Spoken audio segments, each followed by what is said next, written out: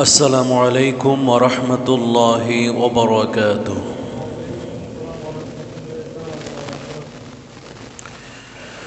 الحمد لله نحمده ونستعينه ونستغفره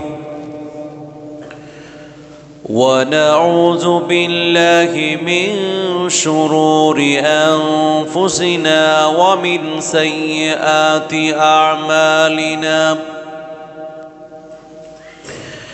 من يهده الله فلا مضل له ومن يضلله فلا هادي له. ونشهد أن لا إله إلا الله وحده لا شريك له. ونشهد أن سيدنا وحبيبنا وطبيب قلوبنا محمدا صلى الله عليه وسلم الذي أرسله بالحق بشيرا ونذيرا وداعيا إلى الله بإذنه وسراجا منيرا. أما بعد فقد قال الله تعالى في كلامه المجيد والفرقان الحميد. أعوذ بالله من الشيطان الرجيم. بسم الله الرحمن الرحيم. إنه لا ييأس من روح الله إلا القوم الكافرون. قال تعالى في شان وتعظيم حبيبنا محمد صلى الله عليه وسلم: إن الله وملائكته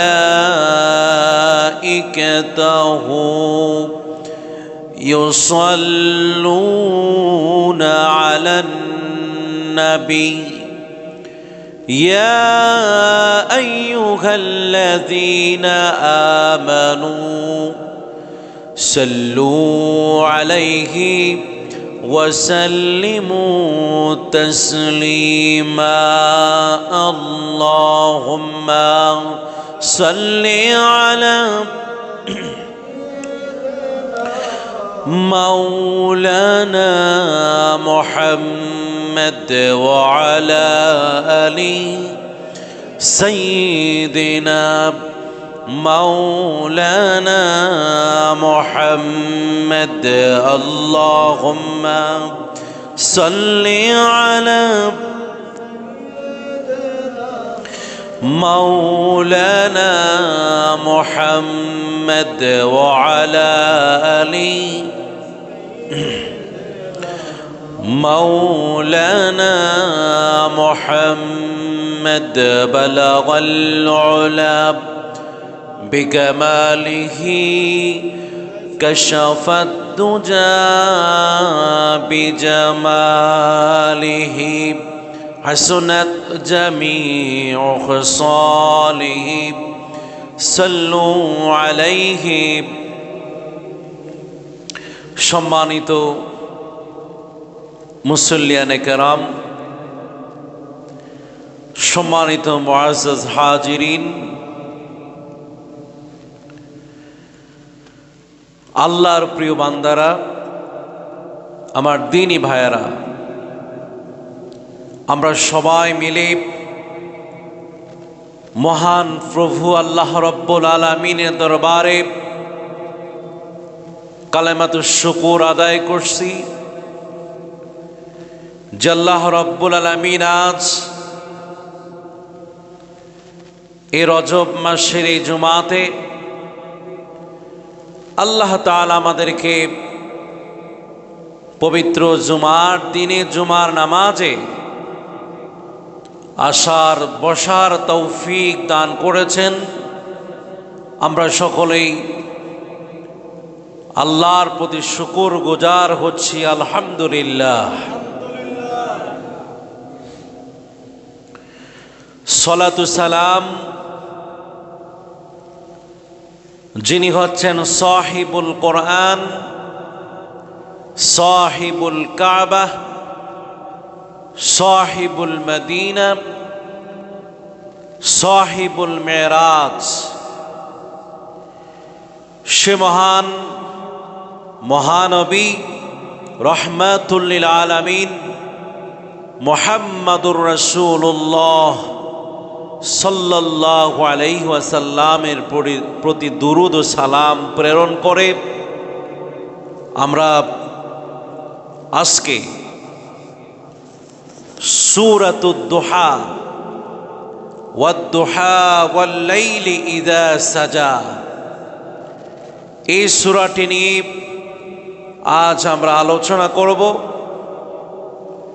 আল্লাহ পাক এই সূরা থেকে যে শিক্ষা অর্জন আমরা করব, এই শিক্ষাটুকু নিয়ে রজব মাসে, শাবান মাসে এবং মাহে রমাদানের পুণ্য আমলটুকুন যেন আমরা করতে পারি এবং আমাদের জীবনেও যেন এই সূরা দুহার আলোকে আমাদের জীবনটাকে সাজাতে পারি।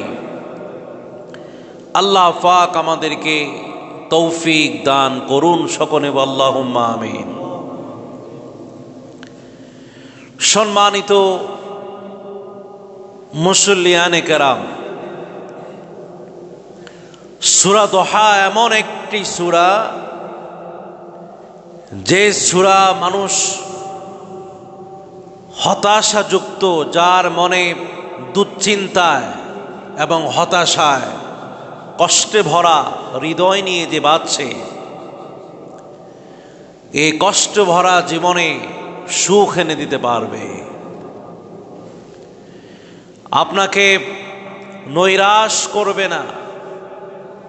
এই সূরাটি আপনাকে আশার আলো দেখাবে, যে সূরা আমাদেরকে বলে দিবে যে মহান প্রভু আল্লাহ রাব্বুল আলামিন আমাদেরকে সৃষ্টি করেছেন, সেই মহান প্রভু আমাদেরকে বিপদে আপদে সুখে দুঃখে কখনোই আমাদেরকে ছেড়ে যান নাই। তিনি আমাদের সাথে আছেন, ছিলেন, আছেন এবং থাকবেন। এই আশাটুকুন, এই ভরসাটুকুন সূরা দুহা আমাদেরকে দেবে ইনশাআল্লাহ। প্রিয় ভাই সব, আমরা আমাদের জীবনে কিছু থেকে কিছু হলেই হতাশ হয়ে পড়ি, চিন্তিত হয়ে পড়ি, পেরেশানির মধ্যে আমরা ডুবে যাই। না, পেরেশানি হওয়া যাবে না, চিন্তিত হওয়া যাবে না। সর্ব অবস্থায় এক মহান প্রভুর উপরে ভরসা রাখতে হবে। তিনি হলেন আমাদের সকলের প্রভু, মহান আল্লাহ সুবহানাহু ওয়া তাআলা। আল্লাহ সুবহানাহু ওয়া তাআলা বললেন সূরা ইউসুফের ৮৭ নম্বর আয়াতে, ইন্নাহু লা ইয়াইআসু মিন রাউহিল্লাহি ইল্লাল কওমুল কাফিরুন। যাদের আল্লাহর উপরে পূর্ণ বিশ্বাস নেই, আল্লাহর উপরে যার পূর্ণ ভরসা নেই, সে বান্দাই সেই শুধুমাত্র আল্লাহর রহমতের আশা করে না।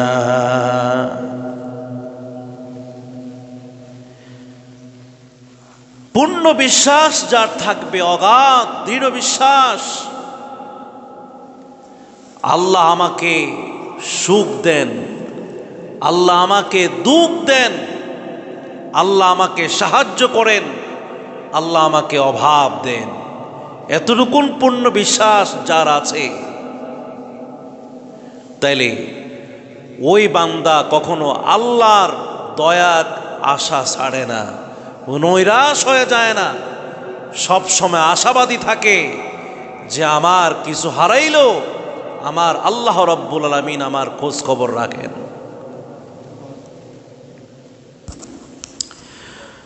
মানুষ সাধারণত জীবনের জিন্দেগি কাটাতে গিয়ে বিভিন্ন চাপের মুখে পড়ে হতাশ হয়ে যায়। বড় কিছু আশা করেছে কিন্তু সে বড় আশাটা পূরণ করতে পারে নাই, বড় কিছু হতে পারে নাই। পারিবারিক দায়িত্ব নিতে গিয়া সংসারের মধ্যে দোটানা, অসুস্থতা, সন্তানদেরকে নিয়ন্ত্রণ করতে পারে না, অর্থনৈতিক কষ্টের মধ্যে থাকে, ঋণগ্রস্ত, বেকারত্ব, আয় নাই, রোজগার করতে পারে না, মানুষের সাথে সম্পর্ক ভালো নাই, সামাজিকভাবে সে অপদস্থ, অসম্মানিত হয়ে আছে। গুনাহ করতে করতে গুনার বোঝা বড় করে ফেলেছে। তারপরেও যদি পূর্ণ মুমিন হয়ে থাকে, আল্লাহর প্রতি যদি পূর্ণ অগাধ বিশ্বাস থাকে, সে কখনো নিজেকে হতাশ মনে করেন না। তিনি মনে করেন একজন আছেন, তিনি কে? আল্লাহ সুবহানাহু ওয়া তাআলা কি সুন্দর ভাবে আমাদেরকে ডাক দিয়ে বললেন, কুল ইয়া ইবাদিয়াল্লাযীনা আসরাফু আলা আনফুসিহিম লা তাকনাতু মির রাহমাতিল্লাহ। ও আমার প্রিয় বান্দারা, অন্যায় করে, পাপ কাজ করে, বিপদে পড়ে, কষ্টে পড়ে গিয়া তুমি জর্জরিত হয়ে পড়েছো, লা তাকনাতু মির রাহমাতিল্লাহ, তুমি আল্লাহর রহমতকে ছাইড়া দিও না। তোমার কি বিপদ, তোমার কি অভাব অভিযোগ রয়েছে, আমি তো তোমার প্রভু আল্লাহ রব্বুল আলামিন রয়েছি, আমার প্রতি তুমি আশাবাদী ছেড়ে দিও না, নৈরাশ হয়ে যেও না। ওয়ালা তাহিনু ওয়ালা তাহজানু, বিচলিত হয়ে পড়ো না, চিন্তিত হয়ে পড়ো না। ফাইন্না মাআল উসরি ইউসরান, ইন্না মাআল উসরি ইউসরা, নিশ্চয় তোমার কষ্টের পরে সুখ সামনে আছে। আবারও আল্লাহ বললেন, তোমার কষ্টের পরে তোমার সুখ রয়েছে। এখানে আল্লাহ রব্বুল আলামিন বললেন, তোমার কষ্ট কম তবে সুখ বেশি। তোমার প্রতি আল্লাহ যে বিপদটুকু তোমাকে দিয়েছে, তুমি যদি তোমার জীবনকে হিসাব মিলাও, মিলায়া দেখবা তোমার কষ্টের চাইতে তোমার সুখ অনেক অনেক অনেক বেশি আল্লাহ তাআলা দিয়েছেন। কেন বিপদ আসলেই পড়ে তুমি কেন বিচলিত হয়ে যাও? কোন কষ্টের কথা, তোমার বিপদের কথা, তোমার কষ্টের কথা, তোমার অভিযোগের কথা এক মহান প্রভুর কাছে বলতে থাকো, যিনি সমাধান করতে পারবেন। আল্লাহ তাআলা বললেন, وَمَن يَتَّقِ اللَّهَ يَجْعَل لَّهُ مَخْرَجًا। আল্লাহর কাছে অভিযোগ দিতে থাকো, আল্লাহর কাছে তুমি বলতে থাকো, তোমার জন্য আল্লাহ রব্বুল আলামিন এমন মুক্তির পথ খুলে দেবেন, এমন মুক্তির রাস্তা তোমাকে খুলে দিবেন। ওয়ায়ারযুকুহু মিন হাইসু লা ইয়াহতাসিব। তুমি যা আশা করো না, তোমার আশার বাহিরে আশাতীত তোমাকে আল্লাহ রব্বুল আলামিন এমন নিয়ামত দিয়ে দিবেন তুমি কল্পনাও করবে না।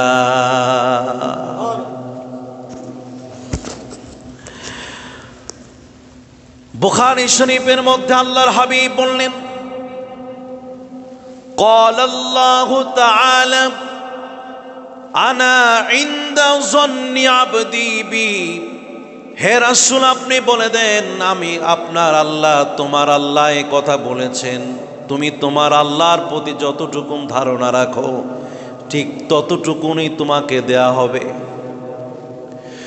বিপদে যদি আমি মনে করি আমার বিপদ শেষ নাই, তাহলে বিপদ শেষ হবে না। আর যদি আমি বিপদের সময় যদি কথা বলি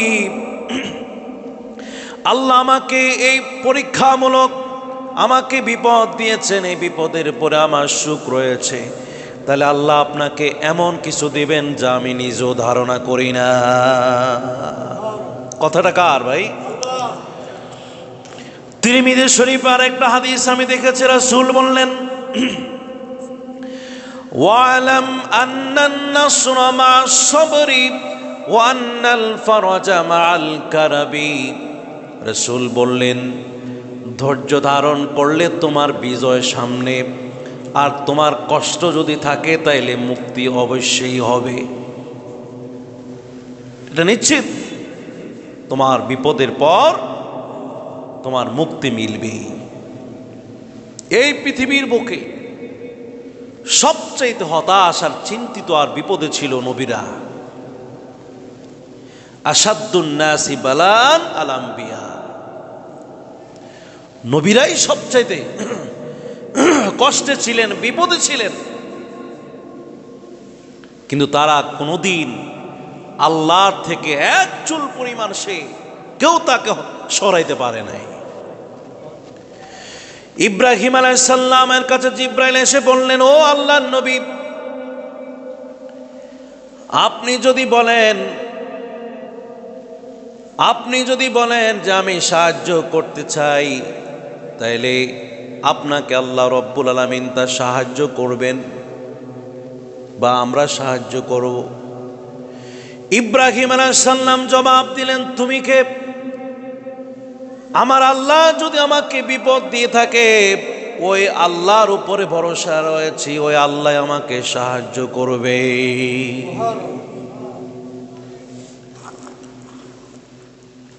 আদম আলাইহিস সালাম জান্নাত থেকে বিতাড়িত হয়ে পৃথিবীতে এসেছিলেন। মহাবিপদ, 350 বছর পর্যন্ত কাঁদলেন, আশাবাদী ছিলেন তাকে মাফ করবেন। নূহ আলাইহিস সালাম 950 বছর পর্যন্ত দ্বীনে দাওয়াত দিলেন, কিন্তু তার ছেলেটা পর্যন্ত ঈমান আনে নাই। লূত আলাইহিস সালাম তার কওমের এ সকল অপচার কাজ থেকে এত শঙ্কিত ছিলেন, কেউ তার কথা শুনে না, এমনকি তার স্ত্রীও পর্যন্ত তার বিরোধিতা করেছে। ইয়াকুব আলাইহিস সালাম প্রিয় সন্তানকে ইউসুফ আলাইহিস সালামকে হারিয়ে তিনি দীর্ঘদিন পর্যন্ত অন্ধ পর্যন্ত হয়ে গিয়েছিলেন। তিনি আশাবাদী ছিলেন যে ইউসুফ আমার কোলে আসবে। ইউসুফ আলাইহিস সালাম ভাইদের ষড়যন্ত্রের মধ্যে পড়েছিলেন, কুফে নিক্ষিপ্ত হয়েছিলেন, দাসত্ব হয়েছিলেন, জেলখানায় গিয়েছেন। জুলেখা তাকে বিপদে পালানোর জন্য অনেক চেষ্টা করেছিলেন, কিন্তু আশা ছাড়েন নাই। আইয়ুব আলাইহিস সালাম দীর্ঘদিন যাবৎ রোগ শোকে সন্তান হারা, স্বজন হারা হয়ে একা একা আল্লাহর উপরে ভরসা করেছিলেন। তিনি বলতেন, আন্নী মাসসানিয়াদ-দুররু ওয়া আনতা আরহামুর রাহিমিন। ও প্রভু, আমাকে যেই কষ্ট, আপনি আমাকে কষ্ট আর বিপদ দিয়ে দিয়েছেন, তবে আমি আপনাকে দয়াবান ছাড়া আমি কিছু ভাবি না। আপনি অবশ্যই এই অধম বান্দার প্রতি আপনি দয়া করবে।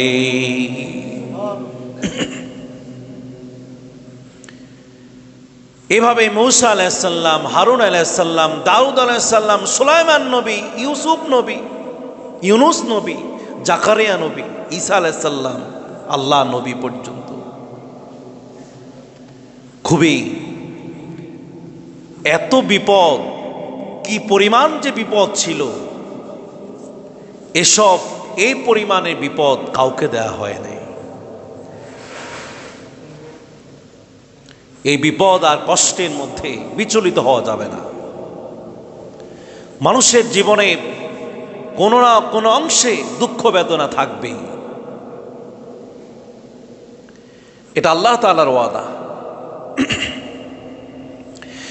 আল্লাহ বললেন, وَلَنَبْلُوَنَّكُمْ بِشَيْءٍ مِّنَ الْخَوْفِ وَالْجُوعِ وَنَقْصٍ مِّنَ الْأَمْوَالِ وَالْأَنفُسِ وَالثَّمَرَاتِ وَبَشِّرِ الصَّابِرِينَ। আল্লাহ ওয়াদা করলেন, আমি অবশ্যই তোমাদেরকে 5টা জিনিসের মাধ্যমে তোমাদেরকে নিঃস্ব করে দেব। তোমার জীবনে ভয় আসবে, বিভিন্ন ধরনের ভয় ব্যাখ্যায় রয়েছে। দুনিয়াবী ভয়, অর্থনৈতিক ভয়, পারিবারিক ভয়, সামাজিক ভয়। আপনি ভয়ের মাধ্যমে, ক্ষুধার্তের মাধ্যমে আর সম্পদকে কমিয়ে দিয়ে এবং সন্তান, আত্মীয় স্বজনকে হারিয়ে আর ফল ফলাদিকে নষ্ট করে দিয়ে আমি তোমাদেরকে পরীক্ষা করব। পরীক্ষাটা হলো ধৈর্যের পরীক্ষা, আর সফলতা অর্জন করবে অবাশির সাবিরিন, যারা ধৈর্য ধারণ করতে পারল। এই 5 ধরনের বিপদ যার আসবে, জীবনে সব শেষ করে ফেলবে, একেবারে নিঃস্ব করে ফেলবে আপনাকে।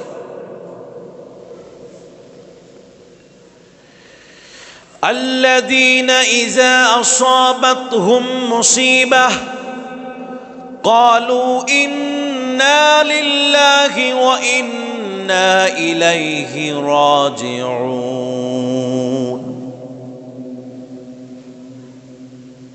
আল্লাহর উপর ভরসা করে বলবে যে আমি আল্লাহর জন্য, আমি আল্লাহর দিকেই ফিরে যাব। না চিরদিন এখানে থাকবেন না, আমরা আল্লাহর জন্যই। আপনার জীবনে হিসাব মিলিয়ে দেখেন, শেষে আপনার রেজাল্ট আসবে, আপনি আল্লাহর কাছে যেতে হবে। রাসূলুল্লাহ সাল্লাল্লাহু আলাইহি ওয়াসাল্লামের জীবনে যখন এই বিপদ আসতো, কানা নবী সাল্লাল্লাহু আলাইহি ওয়াসাল্লাম ইযা হাযাবাহু আমরুন সাল্লাহ।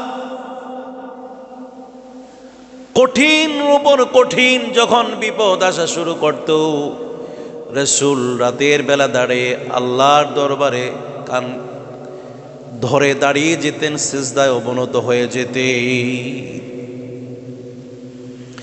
ওয়াস্তাঈনু বিস-সাবরি ওয়াস-সালাত, ধৈর্য আর সালাত পড়ো, আর সালাতের পরেই তোমাকে এমন কিছু জিনিস তোমাকে আল্লাহ তাআলা মিলিয়ে দিবেন, যেটা সূরা দোহার মাধ্যমে আল্লাহ রাব্বুল আলামিন আমাদেরকে জানিয়ে দিয়েছেন কি দিবেন। রাসূলুল্লাহ সাল্লাল্লাহু আলাইহি সাল্লাম এমন এক ব্যক্তি ছিলেন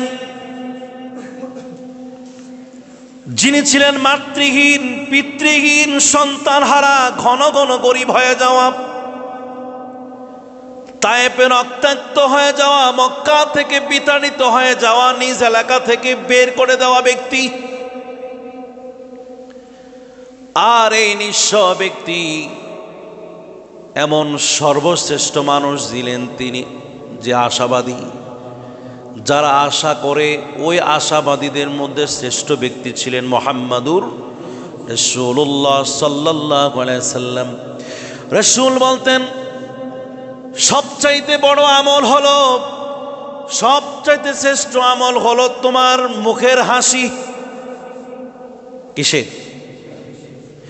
বিপদে থাকো, অভাবে থাকো, কষ্টে থাকো, যাই কিছু করো না কেন, তোমার চেহারা সৌন্দর্য হলো তোমার মুখের হাসি। এই হাসি দেখে কেউ যেন বুঝতে না পারে তুমি কষ্টে আছো। একমাত্র কষ্টের খবর রাখবেন যিনি, তিনি কে? কাফেররা জিজ্ঞাসা করলো, ইয়া রাসূলুল্লাহ, জুলকারনাইনকে, আসহাবে কাহাবকে সম্পর্কে আপনি আমাদেরকে উত্তর দিয়ে দেন। রাসূল বললেন, আগামীকাল তোমাদের সে উত্তর দিব। কিন্তু রাসূল ইনশাআল্লাহ বলতে ভুলে গিয়েছিলেন। আগামীকাল গেল, পরের দিন গেল, পরের দিন গেল, ৪৫ দিন, প্রায় ১.৫ মাস পর্যন্ত ওহী আসা বন্ধ হয়ে গেল। পরিস্থিতিটা কেমন? রাসূলকে মানুষ পাগল বলে, উন্মাদ বলে মানুষ তাদের রাসূলকে কষ্ট দিচ্ছেন। মানুষকে, রাসূলুল্লাহ সাল্লাল্লাহু আলাইহি ওয়াসাল্লামকে বিভিন্ন ধরনের টর্চারিং, নির্যাতন শুরু করে দিলেন। এর মধ্যে আবার রাসূলের ওয়াদা ভঙ্গ হয়ে গেল। আগামীকাল উত্তর দিবেন। ১ সপ্তাহ, ২ সপ্তাহ, ৪৫ দিন পর্যন্ত কোনো জবাব দিতে পারছেন না, কারণ রাসূল নিজ থেকে কোনো উত্তর দেন নাই। ওয়ামা ইয়ান্তিকু আনিল হাওয়া ইন হুয়া ইল্লা ওয়াহয়ুন ইউহা। আল্লাহ যদি জবাব দেন, আল্লাহ যদি জানিয়ে দেন, তারপরে তিনি বলতে পারেন, আর না হয় তিনি কিছুই বলতে পারেন। তার চাচি উম্মে জামিল, আবু লাহাবের স্ত্রী, বলল, ও মুহাম্মদ, তোমার শয়তানটা, যে শয়তানটা তোমার কাছে আসা যাওয়া করতো, ওই শয়তানটাকে এখন আর আসে না? রাসূল বড় কষ্ট পাইলেন। হায়রে, আমি তো কোনো শয়তান থেকে কোনো কথা বলি না, সব যিনি বানায়াছেন সে মহান প্রভুর কথা আমি আজকে বলি। জবাব না দেওয়ার কারণে আজকে আমাকে এসব কথাবার্তা, শুধু সে নয়, আব্দুল্লাহ বিন আব্বাস রাদিয়াল্লাহু তাআলা আনহুমা বললেন, ওয়াদ্দাহু রাব্বুহু ওয়া কাল্লাহু ফাআনজালাল্লাহু সূরাতাদ দুহা। আব্দুল্লাহ বিন আব্বাস বললেন, যখন ওহী বন্ধ ছিল, ওই সময় মুশরিকরা বলতে লাগলো যে, ও মুহাম্মদ, তোমার প্রভু কি তোমাকে ছেড়ে দিছে নাকি? তোমাকে ছেড়ে দিছে, তুমি আর জীবনে কিছু পাইবে না, তুমি সব ছেড়ে দাও। তুমি যে কথা বলো আজ থেকে সব বাদ দিয়া সোজা হয়ে যাও, আমাদের কথায় তুমি চলে আসো। কি যন্ত্রণা! ওই সময়ও আল্লাহর প্রতি তার আশা, তিনি নৈরাশ হন নাই। সুবহানাল্লাহ পড়েন। কঠিন মুহূর্তে, বিপদের মুহূর্তে ওই আল্লাহর উপরে আমি থাকতে হবে, ওই আল্লাহর উপরে ভরসা থাকতে হবে। তাহলে মানুষ যত পাগল ছাগল যাই বলুক না কেন, আমার কোনো সমস্যা আছে? কোনো সমস্যা নাই। আল্লাহ রাব্বুল আলামিন সূরা দুহা যেদিন ৪৫ দিন পরে যখন নাজিল করলেন, আল্লাহর হাবিব এত বেশি আনন্দিত হয়ে গেলেন, কি পরিমাণ আনন্দ বোঝানো সম্ভব নয়। চিৎকার তিনি চিৎকার দিয়ে বলে উঠলেন, লা ইলাহা ইল্লাল্লাহু আল্লাহু আকবার। সবাই আল্লাহু আকবার। এত চিৎকার দিয়ে তিনি এই তাকবীর দিয়ে উঠলেন, না না, আমি যে আল্লাহর প্রতি আশাবাদী ছিলাম, আমাকে আল্লাহ ছেড়ে যায় নাই। ওই আল্লাহ আমার ছিলেন, এখনো আছেন, ভবিষ্যতেও থাকবেন। সুবহানাল্লাহ। ওয়াদ-দুহা ওয়াল-লাইলি ইযা সাজা, আল্লাহ কসম করলেন সকাল বেলার প্রভাতের সূর্যের আলোর কসম করে আমি বললাম, ওয়াল-লাইলি ইযা সাজা, আর রাতের অন্ধকারের কসম করে আমি আল্লাহ রব্বুল আলামিন বললাম। তাফসীরকাররা বললেন এই দুইটা কসম কেন করলেন? দিনের আলোর কসম আর রাতের অন্ধকারের কসম মানে হলো, অন্ধকার হলো বিপদ। অন্ধকার কি? অন্ধকার, ঘোর অন্ধকার, ঘোর বিপদ। বিপদের পরে যখন আবার রাত যখন শেষ হয়ে যায়, দিন যখন চলে আসে, তখন বিপদ কেটে যায়, যায় কিনা? এবং কি তারা বললেন সুখ আর দুঃখ মানুষের জীবনে এই মিশ্রিত একটা জীবন, এই সুখ দুঃখের দুটা জিনিসের কসম খেয়ে আল্লাহ রব্বুল আলামিন বললেন, মা ওয়াদ্দাআকা রাব্বুকা ওয়া মা ক্বালা। ও মুহাম্মাদুর রাসূলুল্লাহ সাল্লাল্লাহু আলাইহি ওয়াসাল্লাম, তোমার প্রভু তোমাকে ছেড়ে যায় নাই। সুবহানাল্লাহ পড়ে। আপনাকে বিভিন্ন কথাবার্তা বলে কাফেররা হতাশ করে ফেলেছিল, আপনি হতাশ হন নাই, আপনি হতাশ হন নাই। আপনার সাথে আমি আগেও ছিলাম, এখনো আছি, বিপদেও ছিলাম, আগামী তো আপনার কোনো সমস্যা নাই। বলেন তো এ কথা বলার সাথে সাথে রাসূলুল্লাহ সাল্লাল্লাহু আলাইহি সাল্লামের সাহস কি বাড়ছে না কমছে? কানা নবী সাল্লাল্লাহু আলাইহি ওয়াসাল্লাম ইযা হাযাবাহু আমরুন সাল্লা, সাহাবায়ে কেরাম বলতেন এই ৪৫ দিন পর্যন্ত বিচলিত হন নাই, বরং তিনি দাঁড়ায়া দাঁড়ায়া চোখের পানি ছেড়ে দিয়ে আল্লাহর দরবারে নামাজে দাঁড়িয়ে যেতেন। সিজদার পরিমাণ বাড়ায়া দিলেন, রুকুর পরিমাণ বাড়ায়া দিলেন, আল্লাহর প্রতি আশাবাদী আরো বাড়িয়ে দিলেন। বিপদ যত বাড়ে আশা তত বাড়ে। সুবহানাল্লাহ। আল্লাহ রাব্বুল আলামিন বললেন, ওয়ালাল আখিরাতু খায়রুল লাকা মিনাল উলা। ও রাসূল, আপনার ভবিষ্যৎ অতীতের চাইতে আরো ভালো হবে। সুবহানাল্লাহ পড়ে। ওয়ালাল আখিরাতু মানে আপনার ভবিষ্যৎ, খায়রুন ভালো হবে, মিলাকা মিনাল উলা আপনার প্রাথমিক জীবন চাইতে আপনার সামনের দিনগুলো অনেক ভালো যাবে। এর মানে হলো, তাফসীরকাররা বললেন তার মানে হলো যারা কষ্ট দিতেন এদের ফলাফল তারা পাবে। এটা কিভাবে? এর ফল ভোগ করবে যারা আপনার কষ্ট দিয়েছে, সেই ফল ভোগ অত্যন্ত ভয়ঙ্কর চিত্র হবে এবং তারা সেই ফলাফল ভোগেছে। আপনার নিয়ামত আগে কি ছিল এর চাইতে বহু গুণে বাড়িয়ে দেওয়া হবে, ইহকালে দেওয়া হবে, পরকালে দেওয়া হবে। আপনার ইজ্জত সম্মান আগের চাইতে আরো মাত্রা বাড়িয়ে দেওয়া হবে। আপনার জ্ঞান, গরিমা, খোদাই, নৈকট্য, জীবিকা যা কিছু বলেন, বিশেষ করে ঘটনাগুলি ঘটেছিল রজব মাসের মধ্যে। কোন মাসে? ওটাকে বলা হয় আমুল হুজন। সেই বছর রজব মাসে এত টর্চার হয়েছিল যে মাসটা এখন চলছে। রাসূলুল্লাহ সাল্লাল্লাহু আলাইহি ওয়াসাল্লামের চোখের অশ্রু কত মন, কত সাগরের মতো তিনি ভাসিয়ে দিয়েছিলেন। আর মনে হয় তার চোখের অশ্রু নেই। কত অশ্রু ঝরালে আল্লাহ তাআলা তাকে সম্মান ইজ্জত বাড়িয়ে দিবেন, ওয়াদা করেছেন কি? রাসূলকে ওয়াদা করলেন, রাসূল আপনাকে মেরাজে আনা হবে, যেই মেরাজ কোনো নবীকে দেওয়া হয় নাই, কোনো কাউকে দেওয়া হয় নাই। আপনাকে সোজা সরাসরি এমন নিয়ামত দেবেন, ওয়ালা সাউফা ইউতিকা রাব্বুকা ফাতারদা। আপনাকে এমন নিয়ামত দেওয়া হবে যে নিয়ামত দিলে আপনি সন্তুষ্ট হবেন।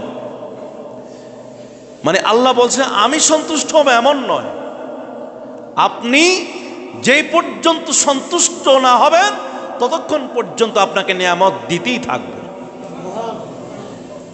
কয়েকটা নিয়ামত, 4-5টা কথা বলে আমি শেষ করে দিচ্ছি। এ কথা দ্বারা বোঝানো হচ্ছে নবীর প্রতি যে নিয়ামত দেওয়া হবে এর সংখ্যার কোনো শেষ নেই। নবীজি যে জিনিসগুলো পেলে সবচেয়ে বেশি খুশি হবেন সেটা হলো ইসলাম সারা বিশ্বের মধ্যে ছড়িয়ে পড়বে, ছড়িয়ে পড়েছে। এই ওয়াদাটুকু আল্লাহ তাআলা নিয়ামত তাকে দিয়েছিলেন। শত্রুদের উপরে তার বিজয় লাভ, সকল ধর্মের উপরে চেয়েছেন তার ধর্মটি একমাত্র মনোনীত হবে। সবচাইতে বেশি যিনি খুশি হবেন সেটা হলো আল্লাহর কাছে বলেছিলেন, আমার উম্মত যদি একটা উম্মত যদি জাহান্নামের মধ্যে থাকে ততক্ষণ পর্যন্ত আমি সন্তুষ্ট হব না। অনেক বিস্তারিত হাদিস রয়েছে, সেখানে বলা হয়েছে গুনাহগার উম্মতরা যারা আল্লাহ নবীর সুপারিশ কামনা করবে, এক ব্যক্তি যদি জাহান্নামে থাকে তারপরও আল্লাহর প্রতি সন্তুষ্ট হবেন না। আল্লাহ বলবেন, আল্লাহ আমার এখনো একটা উম্মত জাহান্নামের মধ্যে আছে। যে সময়ে শেষ পর্যন্ত গুনাহগার উম্মতকে জাহান্নাম থেকে মুক্তি দিয়ে জান্নাতে পাঠাবেন, তখন তিনি সন্তুষ্ট হয়ে যাবেন। সুবহানাল্লাহ। এজন্য ভাইয়ের আমার, সর্বশেষ কথা হলো, আমাদের জীবনে অনেক বিপদ আপদ কষ্ট মুসিবত রয়েছে, বিচলিত হওয়া যাবে না। এক আল্লাহর উপরে ভরসা যদি থাকে, আল্লাহ তাআলা নবীকে যেভাবে সম্মানিত করেছেন, নিয়ামত দিয়েছেন, আমাদেরকে এমন নিয়ামত দেওয়া হবে যেটা গণনা করে শেষ করা যাবে না। অতএব আল্লাহর উপর ভরসা করে আমরা চলবো, জিন্দেগি গঠন করবো। আল্লাহ তাআলা আমাদেরকে তৌফিক দান করুক। আমিন সুম্মা আমিন। যারা পরে আসছেন কাবলা জুমা 4 রাকাত পড়ে নেন।